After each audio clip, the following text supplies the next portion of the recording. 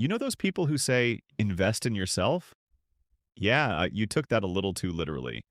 Because in your case, investing in yourself meant buying rims, exhausts, seats, stickers, and maybe a carbon fiber hood, while your bank account started looking like an abandoned garage. And let's be honest, you didn't just like cars, you lived cars. You spent money like fuel had no price tag, like insurance is just a suggestion, and like your future self would magically pay everything back. But now your wallet is lighter than your car after removing the spare tire. And somehow you're still telling yourself, bro, it's just a small modification. This is the story of your life as the guy who spent everything on cars. And spoiler alert, the cars look amazing, but your savings account is crying in the corner. It always starts innocent. You buy a car, normal, responsible, adult behavior. Then one day you see someone online say, bro, stock cars are boring. That sentence changes your DNA, so you do your first upgrade. Maybe alloy rims. You tell yourself, this is it, just rims, nothing more. But the problem is, rims are like chips. You can't eat just one. Next thing you know, you're ordering lowering springs, exhaust system LED headlights, steering cover that says sport, even though your driving is 90% traffic. And suddenly your just one upgrade has turned into a full financial demolition project. Let me tell you a story. Imagine this. You're sitting at home, broke but proud. Your friend calls you, let's go out, food on me, and you say, bro, I can't. I'm saving money. Saving money. Meanwhile, outside your house, your car's worth more than your entire personality. You walk outside, look at your car, and say, at least you look rich. But then you open your wallet and hear silence. Not even an echo. Just sadness. At first, mechanics are strangers. Later, they become your second family. You walk in and they already know your name. Not because you're special, but because you're there every week. And every visit starts the same. Mechanic. What happened this time? You. Nothing serious? That is a lie. It is always serious. Then he checks your car and says, bro, why did you do this? And you respond confidently. Looks cool though, right? He doesn't answer. He just sighs in disappointment.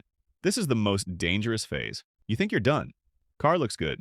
You say, no more modifications. But then, one reel appears.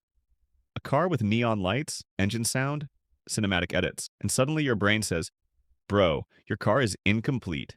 Incomplete. Like it's a broken puzzle. So you go again. Better exhaust, better sound system.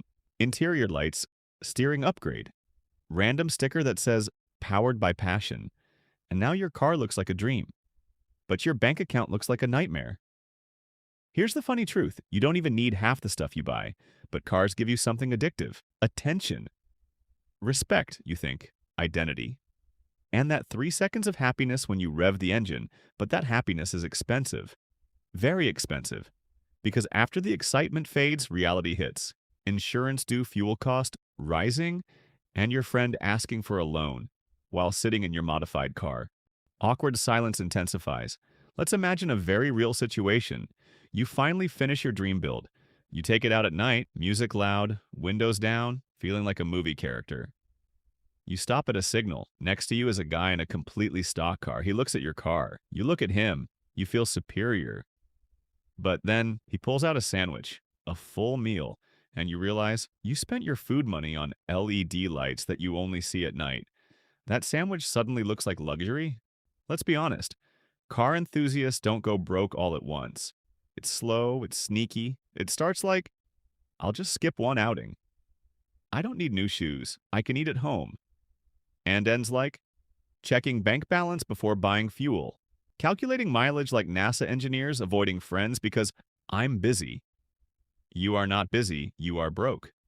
But still, when someone says, your car looks insane, you forget all your problems for 5 seconds. That's the addiction. Eventually, every car guy hits this moment.